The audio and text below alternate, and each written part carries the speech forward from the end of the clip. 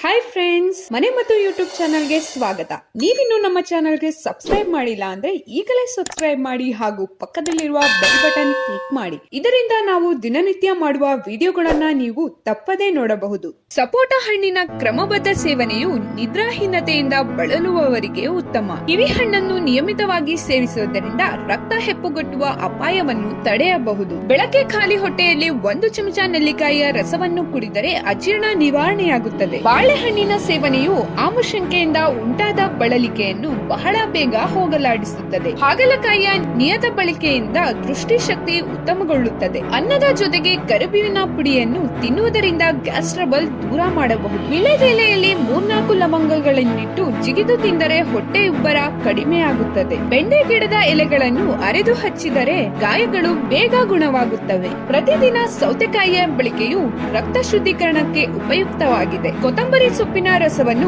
ಮಜ್ಜಿಗೆಗೆ ಬೆರೆಸಿ ಕುಡಿಯುವುದರಿಂದ ಬಾಯಿ ಕಹಿಯ ಸಮಸ್ಯೆ ದೂರವಾಗುತ್ತದೆ. ಆಹಾರದಲ್ಲಿ ಮೂಲಂಗಿಯ ನಿಯಮಿತ ಬಳಕೆಯಿಂದ ಹಲ್ಲಿನ ಸಮಸ್ಯೆಗಳು ಕಡಿಮೆಯಾಗುತ್ತವೆ. ಕ್ಷಯರೋಗಿಗಳು ನಿಯಮಿತವಾಗಿ ಒಣ ದ್ರಾಕ್ಷಿಯನ್ನು ತಿನ್ನುವುದರಿಂದ ರಕ್ತ ಸಂಚಾರ ಸರಾಗವಾಗಿ ಆಗುತ್ತದೆ.